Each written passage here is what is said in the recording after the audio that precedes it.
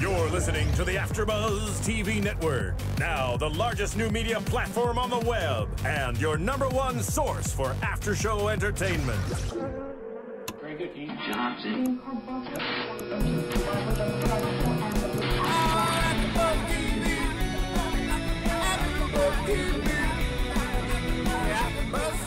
the AFTERBUZZ Studios in Los Angeles, California, and streaming live on Ustream, this is AFTERBUZZ TV for Desperate Housewives. We'll break down tonight's episode and get you all the latest Desperate Housewives news and gossip.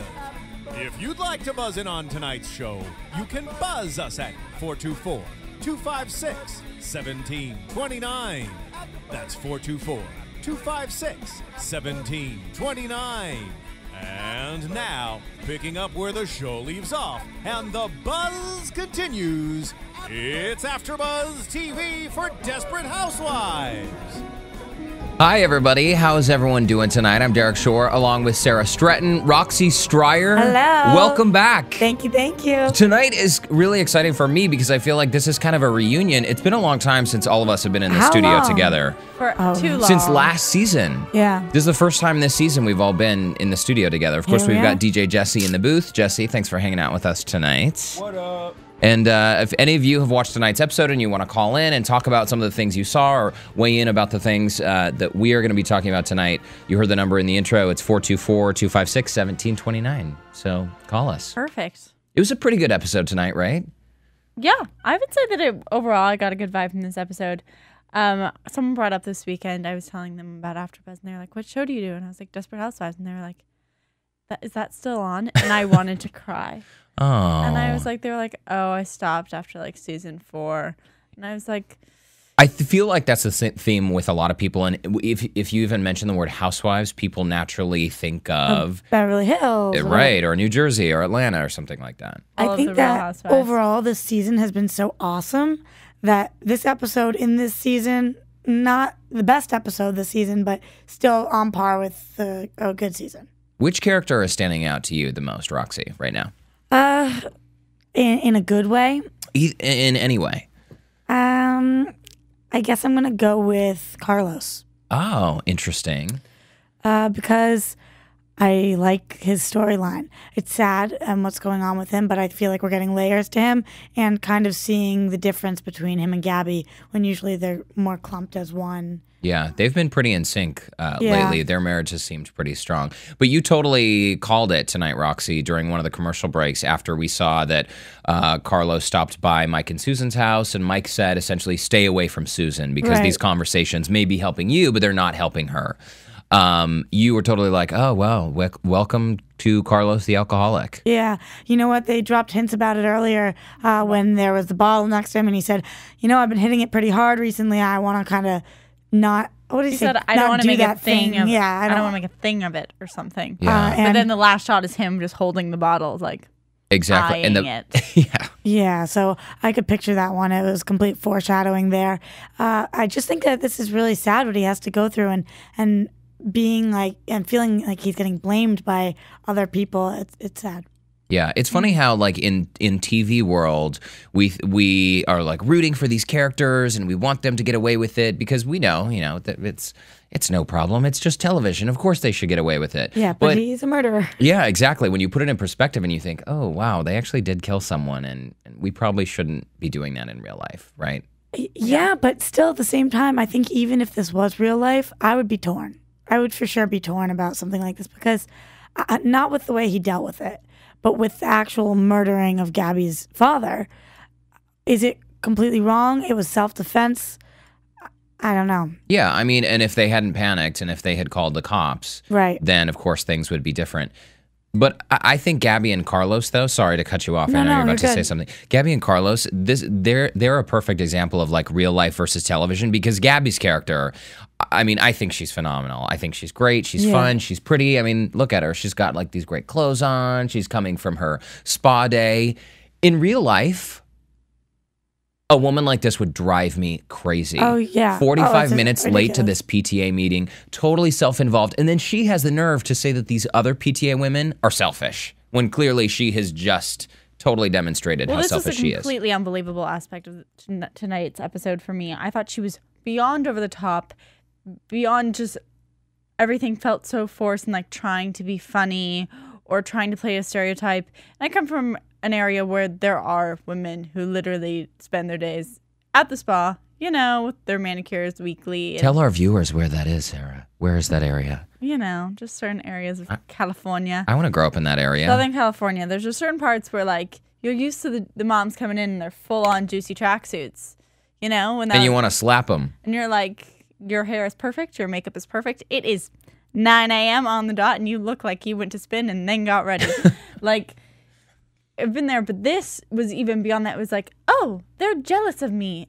And I was like, Gabby, you've grown. You do have a brain. This is horrible even for you. And to the point where I found her annoying in this episode. And annoying on the part that I wasn't beyond. Like, the character was annoying but just like almost the writing of it and everything. I was not happy with how over the top she was portrayed. Wow. You hate Eva Longoria after this episode. No, like I like Eva Longoria. But totally I was literally like, really, you had to take it that far to make a point? It was a little far. No, like she could have been. Oh, continue. No, I just completely disagree with you. I feel like you just said, I know women like this. I know women exactly like this. And I didn't like her, of course not. But that wasn't even what bothered me the most about it. It was the fact that haven't we been spending 8 seasons with Gabby having an arc and changing and becoming a better person? I feel like this was completely Gabby 5 seasons ago.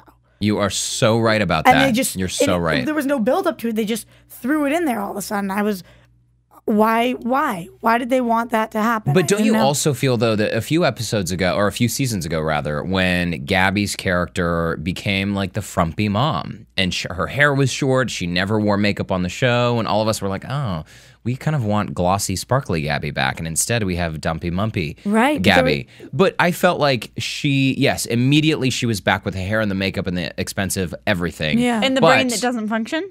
Well, but that's exactly it, though. It's like on the outside, Gabby looked exactly the same, but I think that's an excellent point that suddenly she seems totally out of touch, despite all the drama of the murder and covering up Carlos's crime and all of the family stuff they've been through, and even her daughter Grace, who came back. I mean, this family has been through a lot, and suddenly in this episode, Gabby is like this clueless woman who completely forgot about all of her experiences and all of her history on the show. Not even Longoria's fault. I do also believe this was the writer's fault, but I'm just saying I think it's completely realistic. I think it went beyond realistic, and I've seen people who are, I think, the extreme of, like, just up there with the looks and that being important. But I've never heard anyone say, "Oh, well, you're all jealous of me, so I'm going to hire my team to come treat you like me for the day." That was a really good impression, Sarah. Thanks. Acting major. Oh wow, I didn't know that. But really, like, that was just like a whole nother level. Like, there's one thing when you can tell someone's conceited and like thinks it's all about them. But some people are like, I know I'm conceited. I'm gonna say I'm conceited, and you can be like me. Like, there's something there that's just not beyond not natural. No, people who are so self-involved with, like, to that extent, totally don't see it. But I'm saying she isn't that anymore. So either way, maybe. If this had been a few seasons ago, it wouldn't have bothered you as much. Maybe you would have thought it was more realistic, but it was so out of left field to me. And it just it wasn't as funny as it could have been. I thought, you almost you wanted to cringe more than laugh. Oh, this episode, talk about cringing! I was squeezing Sarah's leg so much this episode. Did you cringe during this nude scene? During the nude scene, for sure. Oh, I was cringing left and right during the Lynette scene also. With the dating? With the dating. We'll get there, but oh my God. And before we leave Gabby really quickly, here at AfterBuzz, we like to impart knowledge. Not that we have a lot of knowledge to impart, but we like to have interesting conversation. One thing that I just want to set the record straight about, when Gabby shows up at the PTA meeting and she brings in her whole team, the masseur, the nail person, the hair person, and she says, "You no longer have to be jealous of my fabulous life." She says to the man who's there to massage people, "This is my favorite masseuse." People, viewers, listeners, if you're out there, a masseuse is a woman. A masseur is a man. If you want to make them generic, you say massage therapist. Exactly. So please never refer to a male massage therapist as a masseuse. Wow, he guys is are a really masseur. intense about this. Because that's one of those things. It's like when you go to the coffee shop and someone asks if you would like to order an espresso. That word doesn't exist. It's espresso, people. Come on. It's very basic. Please remember this. I'm in the room with a couple snobs, I feel like, right now. Hey, listen, Desperate Housewives. So you know. But you would think a show of this stature with this budget would have writers who know. Unnecessary roughness. Seriously. You would also think that they would be able to Photoshop a photo better than that little wedding thing. That Lynette and Tom photo, oh, woof. And not in the good way. The opening moment of the show was just horrible image quality. Or the CGI on the growing of the grass in the episode, in the first episode. What the hell, Desperate Housewives? Let's just say it's season 8. They're getting a bit sloppy. It's sloppy. They are tired. They are all in old ages. The storyline's still great. The storyline's great, but they're getting lazy. Okay, so let's go back to the nude scene because it's fresh in our minds. We just saw it here on television. Great model, by the way, but totally awkward with Susan laughing, right? For the model, even. It's like, it must be embarrassing enough to kind of get in there and be naked and then to have this one obnoxious art woman who's giggling and giggling. Again, like Love Susan on the show would slap Susan in real life. Come on, you're in an art class and she can't control her giggling. She's obviously been in art class before. You think this would have come up? I understand the uncomfortable aspect. No pun intended. On the come or the up? Anyway, Roxy. Oh my goodness. Apologies to everyone out there. Right. Anyway, so I understand uncomfortable laughter, but I kind of don't, because what about this is funny? But what is the funny part about being naked? Why was she giggling? And I get that sometimes when people say like potty, people giggle, or I guess at nakedness, but she was laughing as it like ha ha laughter, not like he like ha ha ha, you naked person standing there. This is awkward. It's like, pull yourself together, woman. I think it's just a reminder that Susan's character is just a very special breed. You know, she is sort of a kid at heart and clearly lacks a bit of maturity. This is coming from somebody who did porn. Yes, that's what I was going to say. This is coming from someone who's been in strip clubs and owned a strip club. But she was mortified by the naughty maid cleaning, though. I mean, she was not. But she did it. Like, I don't know. It was a little. She didn't giggle through it. She wasn't like, oh my gosh. And then she did come around, take off all of her clothes. By the way, I always notice these small things, and I know they're probably insignificant. If I were in an art class where I thought that I was to show up and actually be nude myself. You don't walk in with no clothes Exactly. On. Thank you. That's so awkward because you got to walk out too. And totally. You would go into the class and then take off your clothes like with all the other students, right? You wouldn't like leave your clothes at the door and then run into class naked like a fire drill. I would probably wear something easy to get off. So just like any other day, you're saying? No, even like maybe a robe, but you don't show up completely naked. I totally agree. So just in case any of us ever, happens to enroll in one of these classes, we'll know.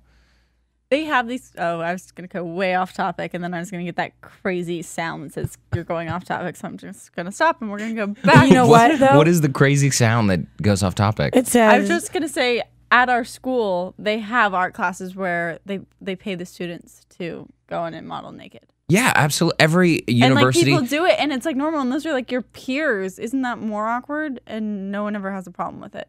Oh, I mean, in college, you see people naked in the showers all the time. So why not see them naked in an art class? I guess because it's co-ed, and so people freak out. I don't know. The whole world's just too uptight. You know what I think we should do? If we ever are taking a class like that, we should probably tell the person next to us, be like, I hear the really mature thing to do is just show up naked. The person you hate next to you. Unless that person is Susan Delfino, I doubt they'll believe you, Roxy. Hate to break it to you. I think many people on the show would believe me. Gabby, she'd show up naked. Renee, she would show up naked. Oh, Renee would want to show up Renee naked. would totally show up naked. Renee's like right now, right here, all for this. Do you feel like Renee is a little bit too much like Nicolette Sheridan's character? Do you feel like they just like swapped out actors? It was bizarre because it was clear that Edie needed to leave the show based not just on the character, but based on real life. On Nicola. Yeah. So, yeah, it was kind of like instead of just saying, that voiceover that you hear on soap operas, and it's like, today, instead of blah, blah, playing this role, we will have da-da-da playing this role. Yeah. Because that's really what it was. But then they had to have storylines where car accidents and death and all these awkward things that weren't really beneficial to the show at all, just to trade out the characters. I would have rather them just say, listen, same character, same name. Actor. But I thought when Renee first showed up on the lane, and I have said before, I'm a huge Vanessa Williams fan. I think she's fantastic. I thought that her storyline was plausible and sort of like, okay, another woman on the lane who loves to dress provocatively and be sort of. But now, as this season continues to go on, I do feel like Edie's character and Renee's, they are just identical. They live in the same house. They dress the same way. Yeah. They talk about sex all the time. It's kind of like a one-trick pony for me. Yeah, and it's not even that I'm not enjoying her character. It's just exactly what you're saying. We've seen it. We've seen it the whole time. And if you're going to give us something new, either give us something completely new or don't pretend that it's new. One thing we haven't seen in a while is Bree's cooking. And I know she sort of randomly makes a batch of cookies every few episodes, but I actually really appreciated seeing her. I loved this scene in the kitchen where this guy, she's there at the homeless shelter and the guy pulls out the can and she looks at him mortified like, you've got to be kidding me. This is what you serve people? Because remember last season when her cookbook line was going well, and I feel like I would love to see more of her doing what she does best. Because it's passionate. Yeah, exactly. But I can't stop thinking about this cop who I know is, this investigator who I know is going to come back in a future episode to bite her in the ass. But in the meantime, they're giving her a lot of good, productive things to do. And I really liked it. I like where they took the whole soup kitchen. I like that they took a break from Crazy Cop. Yeah, me too, exactly. I mean, we always talk about predictability every episode. It's so predictable that she's going to make some phenomenal soup. I actually wrote down what she made. Homemade soup. It's acorn squash bisque. She doesn't have that kind of accent, does she? No, but Gosh, I totally picture horrible. her with that as well. Acorn squash bisque, creme fraiche and dried sage. I mean, come on. Who really cooks with all of these ingredients? Yeah, and she only has a little bit of time. Right. She makes the soup by noon.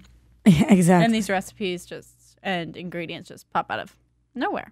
Do you think there's going to be a bit of romance between I was just Bree and ask Ben? about that. I was going to say this in predictions. The problem is, I hope so. And that's a problem for me, conflict of interest. Because Renee and life and I don't know, somebody take over. It's stressing me out. I was going to say this predictions, but they hinted so much at that. They have so many connections now. They have this homeless shelter. They have this new land development, which has a whole nother prospect. Mm-hmm. And they're just getting so interconnected. And they're showing them having so much in common, opposed to Ben's lack of similarity to Renee. And I feel like they're creating more chemistry between Bree and him. Yeah, absolutely. Between Renee and Ben him. is too put together, and I mean the guy, for heaven's sakes, is asking Bree to speak to the local city council about this homeless housing development or something. Yeah. So someone who is really spending time to do something good in the nonprofit sector, I don't think is going to fall for someone like Renee, who seems to only be thinking about sex all day long. I mean, they had the moment where they reflected her background, how she does have a little bit of a deeper level, but it's just there's not enough time for us to have seen them together to love that relationship. Yeah. I feel like they haven't created something the audience wants to hold on to. But he's blown her off every time, though, right? He's never really given her the time of day. Since their moment, we haven't really seen them together. Didn't we see something about Renee, though? I think it was last season or a couple seasons ago. Oh, no, last season. About being abused when she was younger. I know that something came out about why she didn't want to help somebody plan the birthday party or something like that. What, Sarah? Something did when she was on the couch and someone walked in on her crying, but I don't remember what the problem was. I know that she does have somebody committed suicide or something. Yes. It was something. I think. Something along those lines. I don't know. But I remember thinking, she does have a history. And now with not last week, but the week before's episode, we do keep seeing little bits of Renee's life where there is more to her. So you never know. They could go that story route also. But they are making Bree and Ben an item, more perhaps. Compatible. More compatible, exactly. Well, Renee definitely, like, look at the scene with Renee and Lynette. Okay, well, they look cozy on the couch. We can't hear what they're saying, but they're actually talking about porn, if you remember. Renee was saying, like, oh, you've got to watch porn, blah, blah, blah, whatever. And, of course, it's a risque, typical commentary for Renee, but she's really playing the role of encouraging friend. She's concerned about Lynette sitting there eating ice cream at home, alone, on her couch, and she says, I'm going to take you out. You've got to meet a man. And once in a while, it seems like Renee really comes in and says, listen, I'm going to put your needs ahead of my own. And then, of course, it didn't last very long. It didn't last very long. I was kind of surprised. Because, again, like, you see the softer side. Renee is saying, okay, I care about you as a friend. I'm going to take you out. And then all it takes is a split second for her to do a 180 and totally ditch Lynette. But that's Renee. I mean, when she took out Bree to the bar, she took Bree out to the bar, and she started flirting with the guy, Brian Austin Green, and then ditches. She's like, Bree, go have your own. I'm gonna go flirt with this guy. Yeah, like she does that all the time. You know what I mean? She makes the effort. She gets in there, and she's like, okay, job's done. Now they can take care of it. Have you ever been ditched at a bar by a friend? Yes. It sucks, doesn't it? I expect it. I mean, just because I have friends that are very like they want to talk to everyone, so I'm not gonna be like, I want them to stay with me. No, but it's different, though. Like, if you go to a bar specifically because you're having a hard time and a friend is saying, hey, I am taking you out. We're going to sit together. We're going to drink these dirty martinis, and we're going to talk about how to make you happy and help you move on with your life. And then suddenly they're gone. Okay, that's never happened. I would actually be really mad about that. I think that's not cool. That's never happened, but I've, like, gone out with people, but I guess you go with the intention that everyone's going to kind of... Yeah, to like do their own thing and hang out. Yeah. This wasn't supposed to be a let's go to the bar and both leave with separate people kind of thing. Exactly. It was supposed to be a, well, let's go out, let's look around, let's have a good time, let's go home. Totally. Test the waters and go back to the bar. You know what, though? I said this last week, Roxy, when you weren't here, because I'm coming out of a relationship, and I can identify so much with Lynette. And I think this is the reason why this is one of my favorite storylines right now, because when you come out of a relationship and you've been with someone for years, the past few months, I've gone to bars, I don't know, a couple of times, like to meet up with friends or whatever. And it can be totally depressing. It's like, oh my gosh, I'm single again. I'm out like getting pushed around and having people scream in my ear and dump like a glass of red wine on me or something. I totally feel for Lynette, because I think that they have accurately captured what so many viewers out there can relate to and have felt or maybe currently are feeling right now. It's like they were talking about how they can meet a person, and she first was looking at online dating, and some people think that's lame, some people think it's appropriate. Meeting somebody at a bar, it's so risky. It's like you get there and like you're saying, this whole, who are the people going there? Is it the people who are feeling the most lonely? Are the people that are just going to get drunk and want to take somebody home to have a one-night stand? It's hard. It's really hard. And you get there and you know that you're one of those people at a bar and you're looking for somebody else. Yeah. But maybe there are other people out there like Lynette, though. Exactly. And that's the thing. It's like, so all of these people who are going to bars, they're not, they're not horrible rapists. They could be normal people who have experienced a bit of pain and really are honestly trying to connect with someone else normal. Same with the people online dating, though. Are they the losers that couldn't meet anybody else, or are they the awesome people who are just looking to find somebody real? Like, it's just hard. You never know what people's intentions are, I guess. But you know what? You could meet, like my mom, her second husband, Mormon. They met like in a Mormon temple. And he turned out to be the biggest douchebag of all. I wish my mom was an alcoholic so she was out at a bar meeting some guy, because she would have had better luck than him. Yeah. I'm telling you. You never know. I think that's what I was just going to say. 100%. That's the whole point. Like, no matter what situation you go to meet someone, you never know. Bottom line. Yeah. You can only find love when you stop looking for it. Oh my gosh, these nuggets of wisdom that you just randomly drop. I know. That is... I'm so inspirational. That is...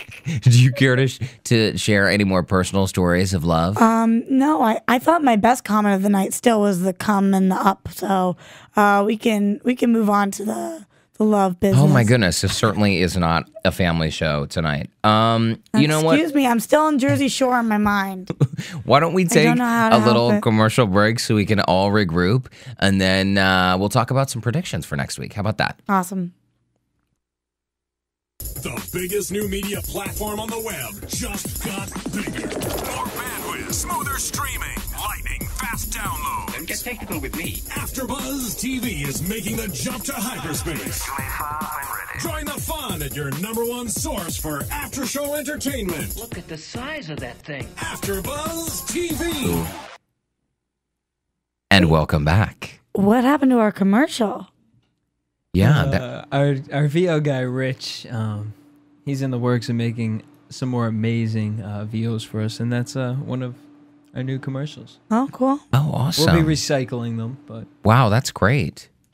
So, so next week's episode, I know you're all so bummed that I'm not going to be here. I'm actually going to Salt Lake because I have a 1-year-old niece and a 3-year-old niece. I'm going to take them trick-or-treating. So I'm not going to be around, but on Sunday night, maybe I'll call in so you fine ladies, you know, we can have a nice... tell us about your costume and what you put together and do all of that. Well, do you want to tell everybody what you are being forced to be? Yes, I am being forced to dress as Lynette from Desperate Housewives. Yeah.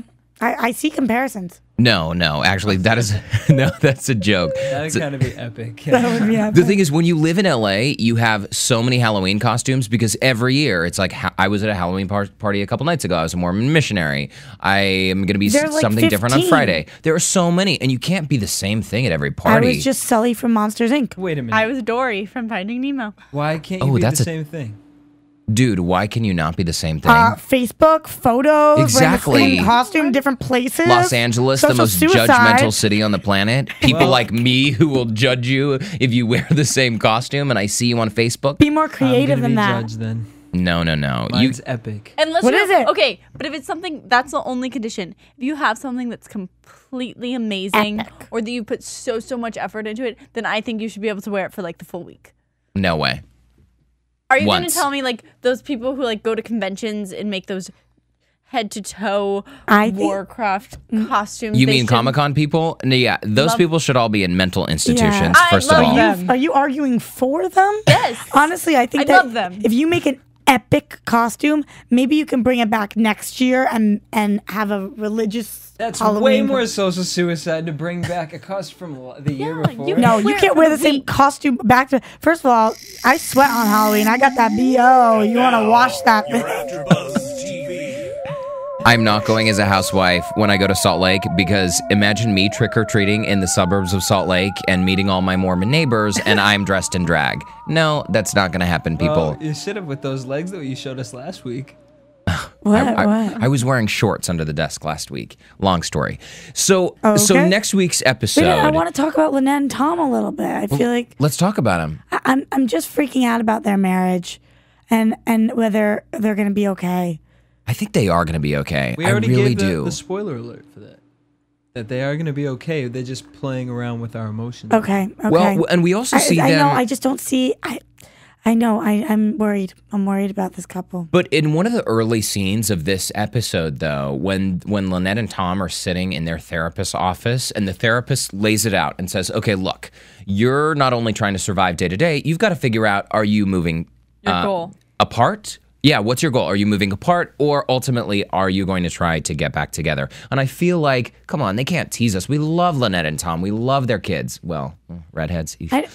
I'm totally kidding. I'm totally kidding. And so I feel like they sort of threw that out there, and I think we will see that through. I just don't understand, though, how it was so Lynette anti being with Tom, and now it's so opposite. Where was that change? Oh, I completely get that. She was anti because she freaked out because she found out that he was even considering maybe having sex with someone else. So she freaked out and was like, "Oh, I'm going to get revenge and do this too." And then she has that's not what I'm talking about. I'm saying when she originally talking about episodes and episodes ago, where she was like, "I don't want to get back with you. I don't want to do this." It was the night when she had the nightmare and she went over to stay with Tom, and they ended up hooking up. And the next day, Tom said, "Hey, if you want to get back together, I'm totally open to that." And she then had that moment. It was like, oh, I'm so sorry. That's not what I meant at all. I do not want to get back together. And now she seems a little more open and he's more closed off. But that's why this episode, I feel like everything turned in this episode because the whole scene where she goes to the bar, she meets the guy who she thinks is the valet, goes home with him, they start hooking up, her wedding ring falls off. I feel like that wedding ring scene with the shag carpet, that anxiety. Oh my God. Oh wow, we were sweating bullets. I was freaking out. I was totally like clawing at her. Honestly, that's so awkward for all parties involved. What do you do if you're Lynette in that situation? What do you do if you're that poor guy? Oh, honey. So awkward. Oh, it's so awkward. And I don't know. What do you just say, oh, I can't find my ring. Oops, let me just leave it there. Like, she had no option. It was so awkward and we saw it coming. Oh. But she kind of had a meltdown too because when her ring wouldn't come off and then it fell into the carpet, she had sort of a panic attack. Yeah. And when he came out there and was, when he came out and said, oh, you want to do it right here?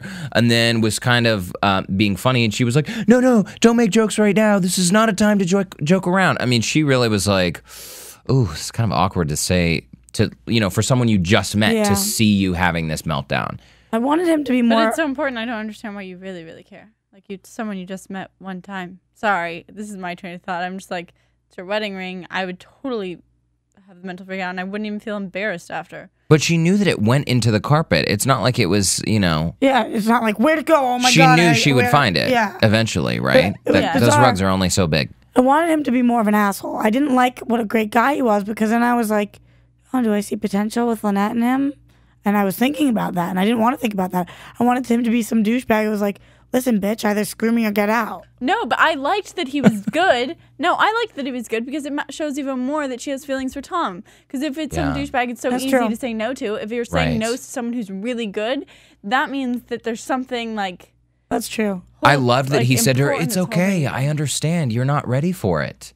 That's totally right. That's totally right. She could have easily walked out if some guy had been being inappropriate. You're right. I stand corrected. But you know what? I thought that storyline was also going to go someplace else too because he mentioned twice when she thought he was the valet, he was like, oh yeah, some gay guy I work with said vests are really in. Shouldn't have worn this. And then they get home, the ring is in the carpet. Oh yeah, some gay guy I work with said that shag carpet was in. I guess I shouldn't let him design my place. I thought it was like there were kind of a lot of references. Yeah. Are we going to see him again?